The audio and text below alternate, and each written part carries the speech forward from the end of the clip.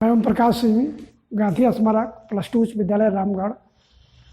आज हम लोग 9th के भूगोल का लेसन 4 जलवायु के बारे में पढ़ेंगे। सबसे पहले जलवायु पढ़ने के पहले हम लोग वायुमंडल के बारे में जान लें। जब भी हम लोग जलवायु का अध्ययन करते हैं तो वायुमंडल का जानना जरूरी है। तो वायुमंडल जो है, आप जानते हैं कि पृथ्वी को 4 स्फीयर में बांटा गया है, जिसे एक है स्थल मंडल, जल मंडल, इसको जल मंडल बोलते हैं। और इस पृथ्वी के चारों तरफ वायुमंडल है, इसको बोलते हैं वायुमंडल। लगभग 71% जल है, जिसको जल मंडल बोलते हैं। 29% स्थल है और इसके चारों तरफ विभिन्न प्रकार की गैस और धूल कण जलवाष्प से मिलकर के वायुमंडल बना हुआ है। 9 ग्रह में पृथ्वी एक ऐसी ग्रह है जिस पर जीवन है। इसका मुख्य कारण क्या है कि ये वायुमंडल है। पृथ्वी के ऊपर ये वायुमंडल फैला हुआ है। ये वायुमंडल पृथ्वी पर क्यों है? बाकी ग्रहों पर इस तरह का वातावरण नहीं है, इस तरह का वायुमंडल नहीं है। कारण क्या है कि गुरुत्वाकर्षण है। ये वायुमंडल गुरुत्वाकर्षण के कारण से, पृथ्वी में गुरुत्वाकर्षण की शक्ति है, गुरुत्व बल है, गुरुत्व बल। इसी गुरुत्व बल के कारण से ये वायुमंडल यहाँ टिका हुआ है। बाकी ग्रहों पर भी गुरुत्व बल है, लेकिन उतना इसके अपेक्षा उतना गुरुत्व बल बहुत कम मात्रा का है। वहाँ पर भारहीनता है, वहाँ वायुमंडल नहीं है। तो पृथ्वी को अनोखा ग्रह कहते हैं इस वायुमंडल के कारण से। और पूरा जीव जो है यहाँ पर है, जीव का जीने के लायक ये वायुमंडल वातावरण प्रदान करता है। वायुमंडल विभिन्न प्रकार की गैस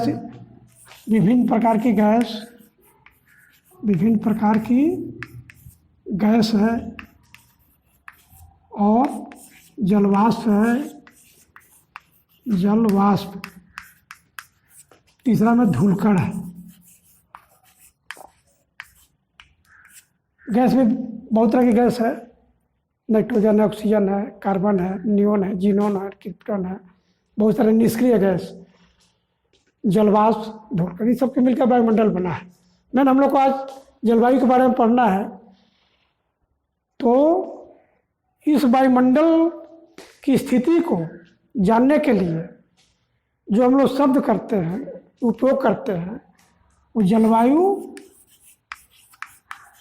और मौसम, जलवायु और मौसम, ये दोनों क्या है? वायुमंडल की दशाओं को बताता है। वायुमंडलीय दशाओं को, वायुमंडलीय दशाएं के बारे में बताता है। किस जगह की वायुमंडलीय दशाएं कैसी है, इसके बारे में जलवायु और वहाँ की मौसम को जान करके हम समझ जाते हैं। तो वायुमंडलीय दशाएं क्या है? मान लीजिए वायुमंडल का तापमान है, तापमान, आर्द्रता,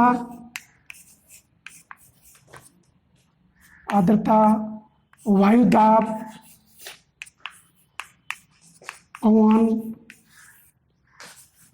पवन आदि, और वर्षा वगैरह भी कर सकते हैं। आर्द्रता में जब करते हैं वर्षा वगैरह का भी हम कर सकते हैं। इसकी मात्रा मेन में नहीं है।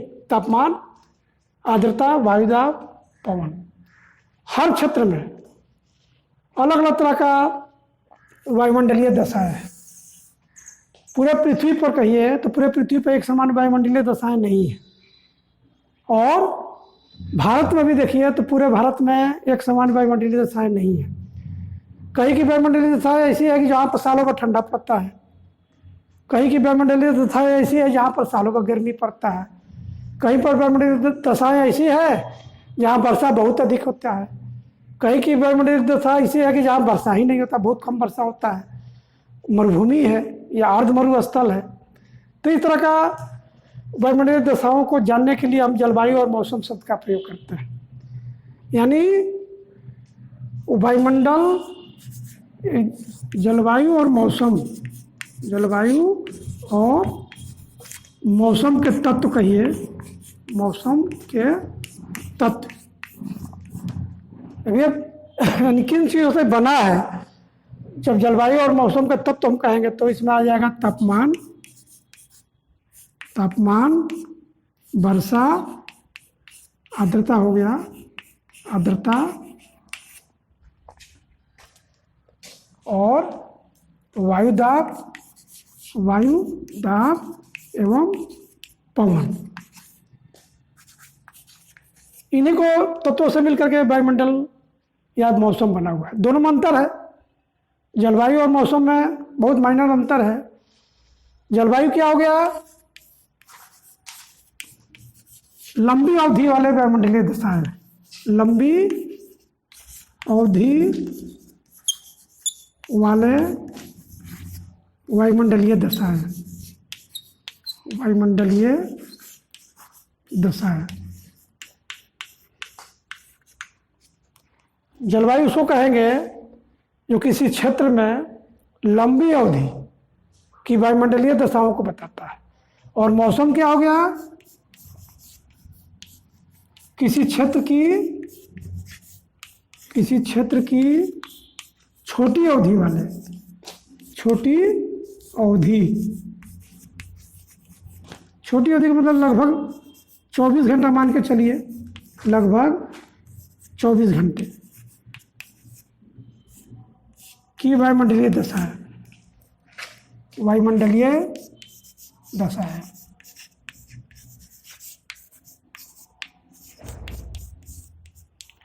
दोनों मंत्र क्लियर हो गया।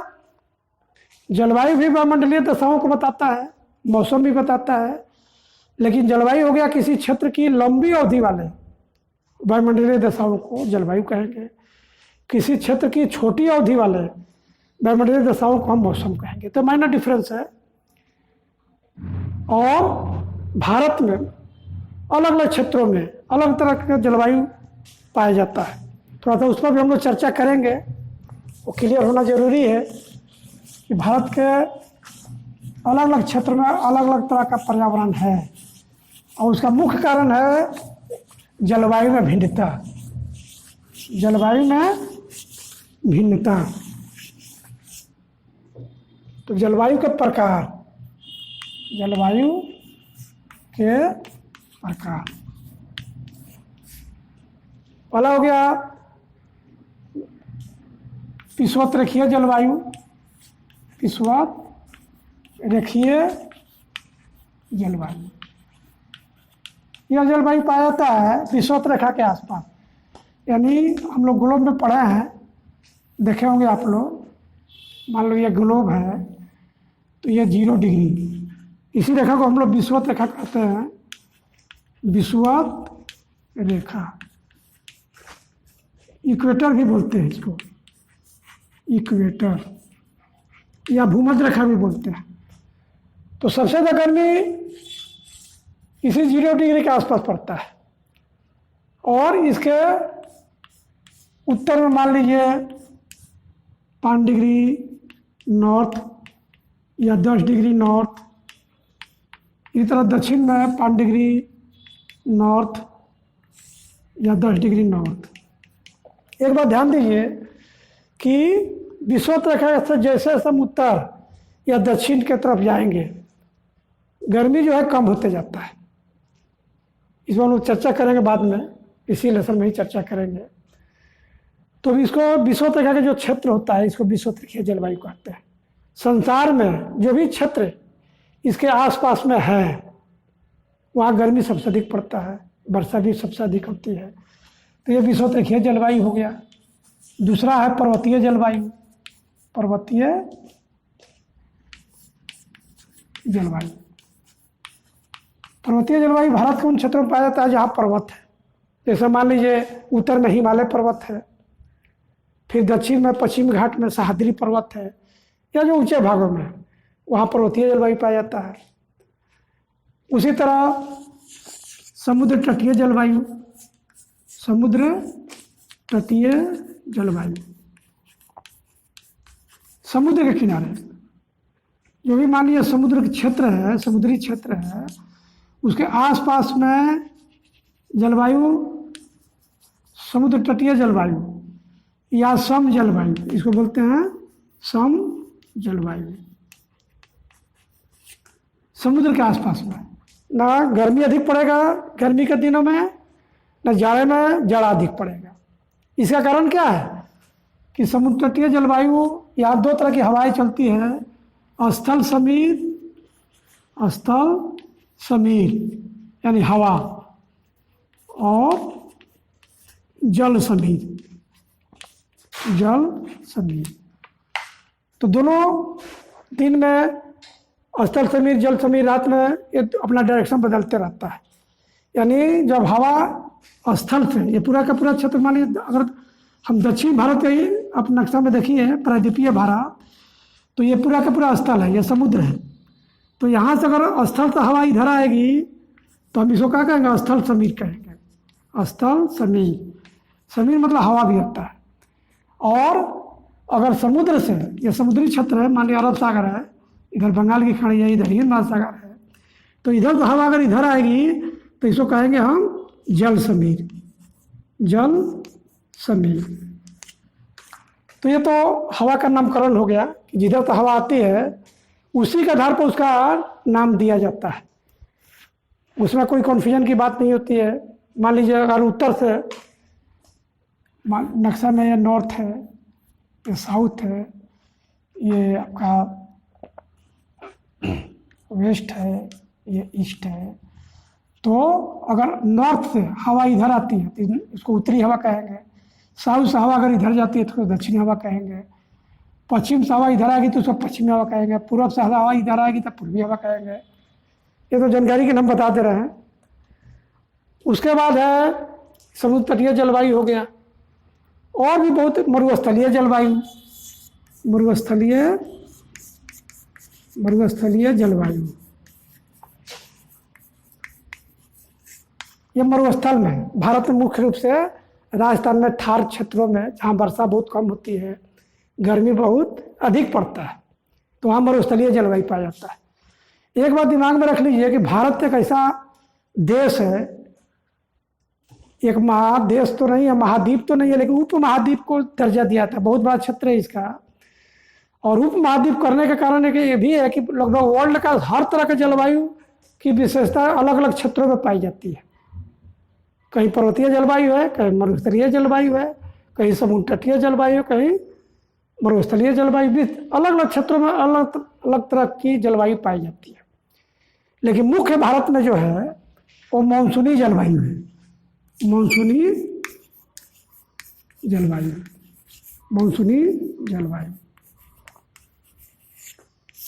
ये भारत में जो जलवायु एवरेज जो पाई जाती है उसको हम लोग बोलते हैं मानसूनी जलवायु। मानसूनी जलवायु क्या हुआ कि ऋतु के अनुसार सीजन, ऋतु के अनुसार या कहिए सीजन के अनुसार हवाओं के दिशा में परिवर्तन करना, हवाओं के दिशा में परिवर्तन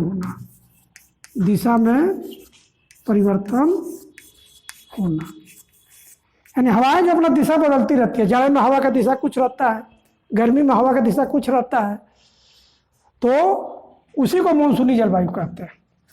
और भारत में मानसूनी जलवायु एवरेज पूरे भारत में पाई जाती है। ये तो कई क्षेत्रों में विषुवतैकीय जलवायु, जैसे मान लिया अंडमान निकोबार क्षेत्र है जो विषुवतैका के पास है, और भी भारत का दक्षिणी क्षेत्र है। पर्वतीय जलवायु मान लीजिए आपका हिमालय मेन है, और सह्याद्री पश्चिमी घाट में, सह्याद्री पर्वत जो इधर जो देख रहे हैं पश्चिमी घाट जो है, तो यहाँ भी इसको सह्याद्री पर्वत भी बोलते हैं, तो वहाँ भी पर्वतीय जलवायु पाया जाता है। उधर समुद्र तटीय जलवायु का भी क्षेत्र भारत में, क्योंकि हम लोग पहले पढ़े हैं कि भारत जो है साउथ में, दक्षिण में 3 और समुद्र से घिरा हुआ है, तो ये समुद्री तटीय क्षेत्रों में समुद्र तटीय जलवायु पाई जाती है। उसके बाद जो समुद्र से दूर के क्षेत्र हैं उसको महाद्वीपीय जलवायु। मान लीजिए जैसे दिल्ली अगर क्षेत्र है समुद्र से दूर है तो वहाँ विषम जलवायु पाया जाता है, विषम यानी महाद्वीपीय जलवायु, महाद्वीपीय जलवायु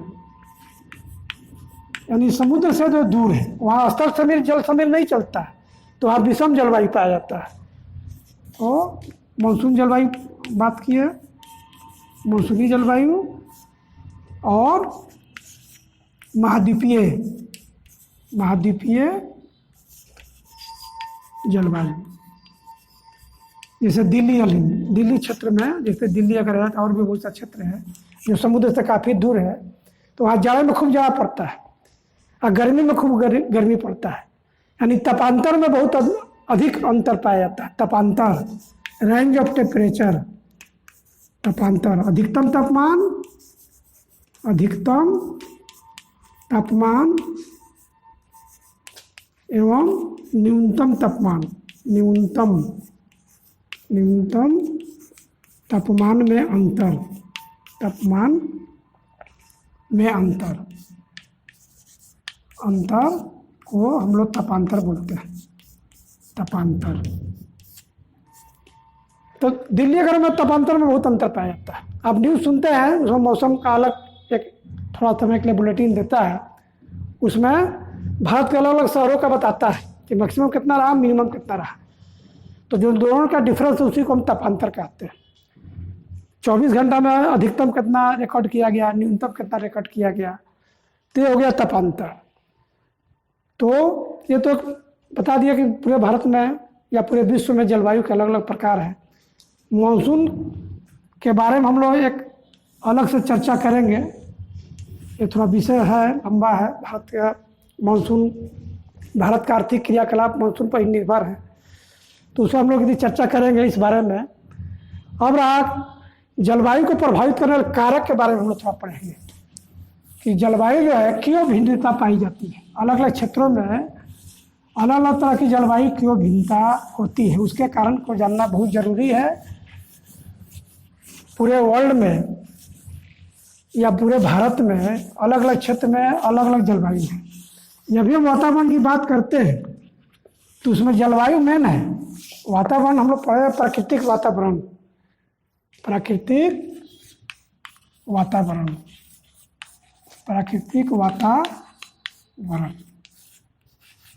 इसका प्रभाव हमारे जीवन में बहुत अधिक पड़ता है। हमारे व्यवसाय के ऊपर, आर्थिक व्यवसाय जो करते हैं, मानव व्यवसाय या मानव की संस्कृति, इसके ऊपर काफ़ी असर है।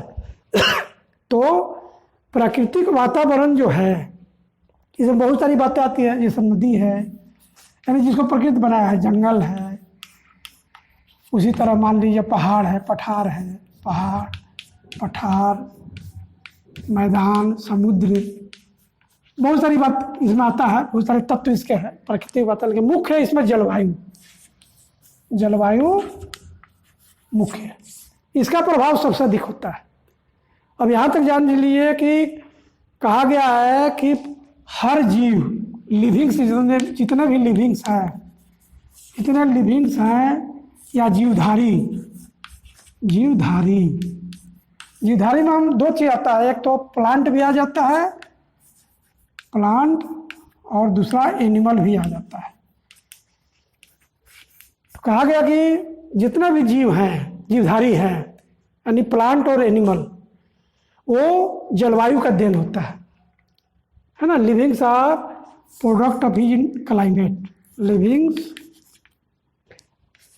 Are product of its climate. जितना भी लिविंग है वो अपने जलवायु के देन होता है। इसीलिए भारत में देखिएगा, विश्व में देखिएगा, अलग अलग तरह के प्लांट पाए जाते हैं, अलग अलग तरह के जीव पाए जाते हैं। कहीं देखिएगा प्लांट, जैसे डेजर्ट में प्लांट कुछ दूसरे ढंग के पाए जाते हैं, उसके पत्ती छोटा छोटा होता है, जड़ उसका बहुत अंदर तक जाता है ताकि अंदर से पानी ले सके। पहाड़ी क्षेत्रों में जहाँ बर्फ़ की वर्षा होती है, वहाँ का जो प्लांट होता है उसके पत्ते चौड़े चौड़े होते हैं ताकि बर्फ़ गिरे तो आराम से फिसल के चला जाए। जीव में भी अंतर पाया जाता है। मान लीजिए यहाँ का डॉग जो है, देखिएगा, जो हम लोग यहाँ कुत्ता पाया जाता है, उसका बाल जो है छोटे छोटे बाल होता है, लेकिन वही आप कश्मीर में जाइए या ठंडे मुल्क में जाइए तो वहाँ बड़े बड़े बाल होता है, चूँकि ठंड से बचा हो सके। यानी हर क्षेत्र में इसका प्रभाव पड़ता है, जलवायु का प्रभाव हर क्षेत्र में पड़ता है। तो जलवायु के अनुसार मानव को एडजस्टमेंट करना पड़ता है, अनुकूलन करना पड़ता है। इसलिए हर क्षेत्र का जलवायु के बारे में जानना जरूरी है और उसी के अनुसार मानव व्यवसाय भी डेवलप होता है। हम बोलते हैं मानव व्यवसाय। इसको पहले हम लोग चर्चा किए हैं, यानी आर्थिक क्रिया, आर्थिक क्रियाकलाप, आर्थिक क्रियाकलाप। तो आर्थिक क्रियाकलाप में नहीं करेगा मनुष्य तो जिंदा नहीं रह पाएगा। तो अपने जलवायु के अनुसार वो आर्थिक क्रियाकलाप करता है और अपना जीवन यापन करता है। उसी के अनुसार अपना कपड़ा पहनता है, उसी के अनुसार अपना, जैसे मान लीजिए एस्किमो है टुंड्रा क्षेत्रों में, तो वहाँ पर वो कई एक सालों तक वो नहीं स्नान करता है क्योंकि इतना केवल बर्फ होता है वहाँ। लेकिन हम लोग जहाँ गर्मी अधिक पड़ता है, अगर वो आदमी वहाँ स्नान नहीं करेगा तो वहाँ जिंदा नहीं रह पाएगा। तो कल्चर भी उसी के अनुसार डेवलप हो जाता है, आदमी की संस्कृति बन जाती है। तो मेन हम लोग पढ़े इसमें कौन क्या कारण क्या है, जलवायु को प्रभावित करने वाले कारक कौन कौन से मेन है। तो पहला तो हो गया इसमें अक्षांश, अक्षांश जिसको लैटीट्यूड बोलते हैं, अक्षांश, लैटीट्यूड। अब अगर आप ग्लोब में देखे होंगे, पृथ्वी पर जो ग्लोब है उसमें दो तरह की रेखाएं खींचा रहता है। एक तो है ये 0 डिग्री बताया अभी हम थोड़ी देर पहले, ये विषुवत बोलते हैं, और दोनों तरफ ऊपर और नीचे समानांतर रेखा है, विषुवत के समानांतर रेखा है कि पड़ी लाइन जिसको बोलते हैं, सिंपल भाषा में पड़ी लाइन। और यह है 90 डिग्री नॉर्थ, 90 डिग्री साउथ। अब मान लीजिए हम लोग गर्मी का स्रोत क्या है, सूर्य है। हमारे यहाँ सूर्य है, यह है सन। तो सूर्य की यहाँ जो किरण पड़ रही है वो खड़ी किरण पड़ रही है और इसको दूरी भी कम तय करना पड़ता है। तो ये क्षेत्र जो है काफ़ी गर्म होता है, हम बात किए थे विषुवत का सबसे अधिक गर्म होता है। लेकिन जैसे जैसे किरणें ऊपर या नीचे देख रहे हैं, यह तिरछी होती जाती है। तो तिरछी होने के कारण से इसका प्रभाव दूरी अधिक तय करना पड़ता है। और जैसे जैसे 0 डिग्री से ऊपर जाएंगे, नीचे जाएंगे, तापमान कम होते जाता है। तो मान लीजिए कोई स्थान यहाँ बसा हुआ है, कोई स्थान मान लीजिए यहाँ बसा हुआ है, तो ये स्थान गर्म होगा, ये स्थान ठंडा होगा। कोई स्थान मान लीजिए यहाँ बसा हुआ है पोल के पास, तो वहाँ बर्फ जमा रहता है। तो इस तरह अक्षांश का बहुत अधिक प्रभाव है पूरे वर्ल्ड को, जलवायु को डिटरमाइन करने में अक्षांश का सबसे अधिक प्रभाव है। उसके बाद वायु दाब एवं पवन, दूसरा है वायु दाब एवं पवन,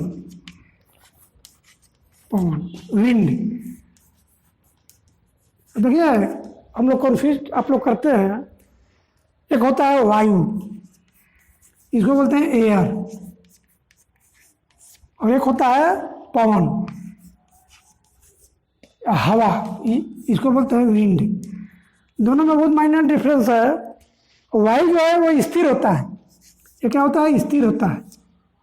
लेकिन इसी वायु में जब मोशन आ जाता है, air in motion, air in motion,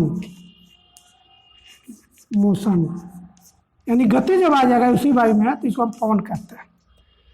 तो इसका भी प्रभाव पड़ता है, आप पढ़े होंगे, ग्लोब में देखे हैं कि कहीं उच्च दाब है, मान लीजिए ग्लोब है, तो ये भी इस तरह बना हुआ है। तो मान लीजिए जब तापमान अधिक आता है, यहाँ निम्न दाब है, यहाँ लो प्रेशर हो जाता है। अब यहाँ पर 23.5 डिग्री मान लीजिए नॉर्थ है, या 23.5 डिग्री साउथ है, यहाँ तापमान कम है। तो जहाँ उच्च दाब से हवाएं जहाँ तापमान कम है और जहाँ तापमान अधिक है, तो अधिक तापमान यहाँ है, तो यहाँ क्या बनेगा, लो प्रेशर बनेगा। यहाँ क्या बनेगा, हाई प्रेशर बनेगा, उच्च वायु दाब। तो हवा या पानी हमेशा ऊंचे से नीचे जाएगा, तो हवा यहाँ से लो प्रेशर तरफ जाता है, तो उसका भी प्रभाव हमारे ऊपर पड़ता है। उच्च दाब लो दाब जो होता है, वायु दाब पवन में अंतर पाया जाता है, उसका प्रभाव हमारे ऊपर पड़ता है। उसके सब महासागरीय धाराएं भी इस जलवायु को प्रभावित करता है। अब ये कोई दो तरह की धाराएं पाई जाती हैं, हम लोग को लगता नहीं है, लेकिन समुद्र में किस तरह स्थल पर नदी बहती रहती है, उसी तरह समुद्र का तो बहुत बड़ा क्षेत्र है। बताए अभी थोड़ी देर पहले बताए आप लोगों को कि पूरे पृथ्वी में 71% क्या है, पानी है, जिसको हम महासागर बोलते हैं। तो उस पानी में भी 29% ही मात्र स्थल है। तो उस पानी में भी नदी के रूप में पता नहीं चलता है, लेकिन धाराएं बहती रहती है। तो कहीं कहीं से गर्म पानी, कोई कोई गर्म जलधारा,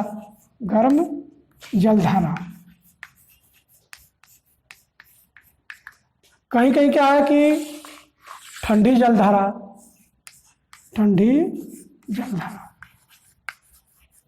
तो दोनों में अंतर क्या होगा कि गर्म जलधारा किसी स्थान से अगर होकर गुजरती है, किसी स्थान से कोई स्थान है, तो उसको क्या करें, गर्म कर देगी, वहाँ के जलवायु को गर्म कर देगी, गर्म जलवायु पाया जाएगा।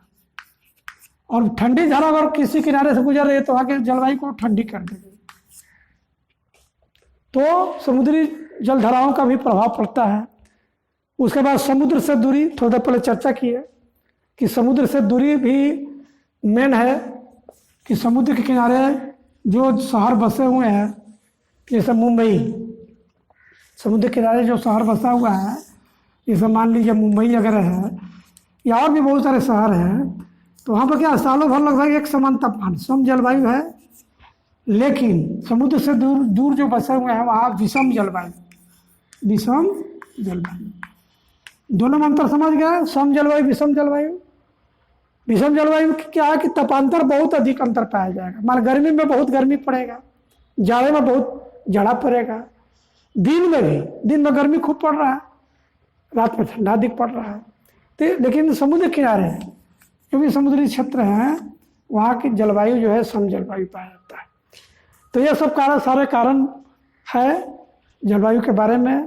अगला लेसन हम लोग जो पढ़ेंगे इसी से संबंधित पार्ट 2 में, उस समय हम लोग मानसून के बारे में पढ़ेंगे। क्योंकि मानसून भारत का पूरा व्यवसाय, पूरा जीवन यापन ये मानसून जलवायु के ऊपर निर्भर है, और उस पर हम लोग डिटेल में चर्चा करेंगे। धन्यवाद।